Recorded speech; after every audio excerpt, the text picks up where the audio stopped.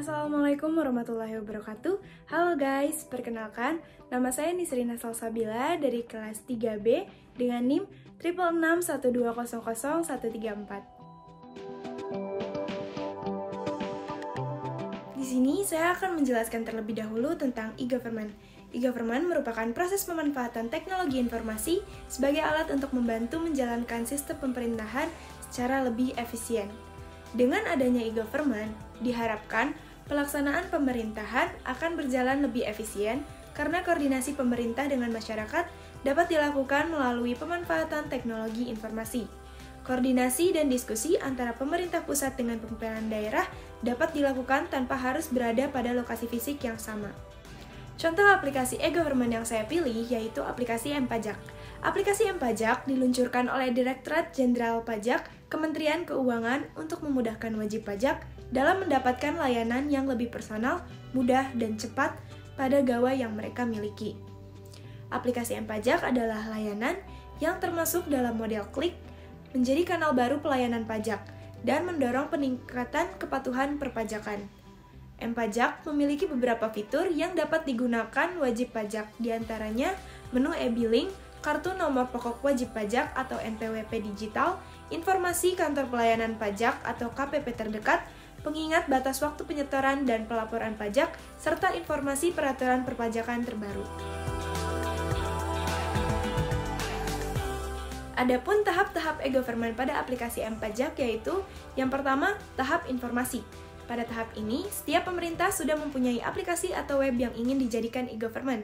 M-Pajak sudah masuk ke tahap informasi karena sudah berbentuk aplikasi yang dapat diunduh secara gratis melalui Play Store untuk Android maupun App Store untuk iPhone.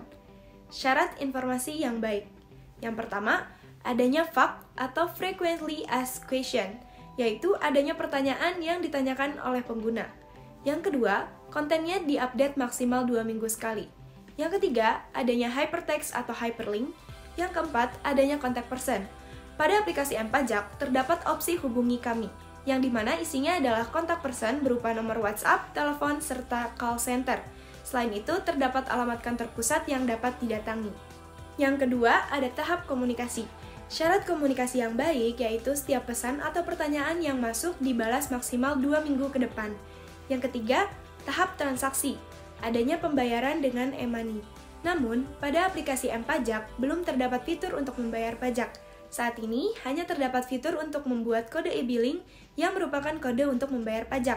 Untuk pembayaran pajaknya dapat dilakukan melalui teller bank, ATM, internet banking atau mobile banking, ataupun aplikasi seperti Tokopedia dan Shopee. Yang keempat atau yang terakhir yaitu tahap metadata. Tahap ini memungkinkan seluruh orang di dunia dapat mengakses dan bertukar informasi seputar e-government. Namun, untuk tahap ini belum ada di Indonesia. Pembahasan selanjutnya mengenai digital divide. Digital divide merupakan kondisi di mana terdapat ketidakseimbangan pertumbuhan teknologi informasi dan komunikasi di suatu wilayah. Salah satu contohnya adalah masyarakat perkotaan yang sudah terbiasa menggunakan teknologi digital. Sementara, pada masyarakat pedesaan hanya beberapa orang yang biasa menggunakan teknologi digital. Hal ini dikarenakan faktor sinyal maupun faktor ekonomi.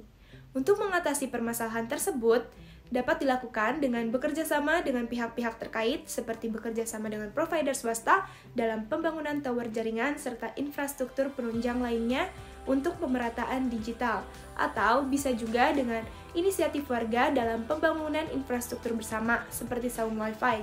Masyarakat dapat kolektif terkait pembayaran langganan Wi-Fi tersebut.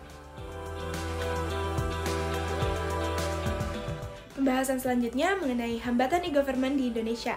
Yang pertama, infrastruktur, seperti terbatasnya hardware, software, dan jaringan. Yang kedua, sumber daya manusia, seperti tingkat literasi yang berbeda-beda, sehingga perlu ditingkatkan dengan adanya pelatihan-pelatihan, serta dana subsidi untuk pelatihan.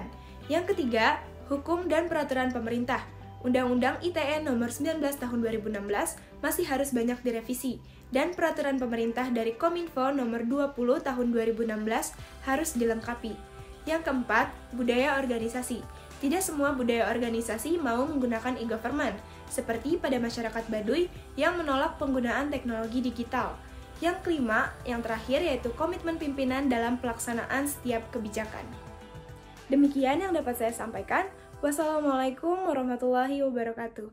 Bye!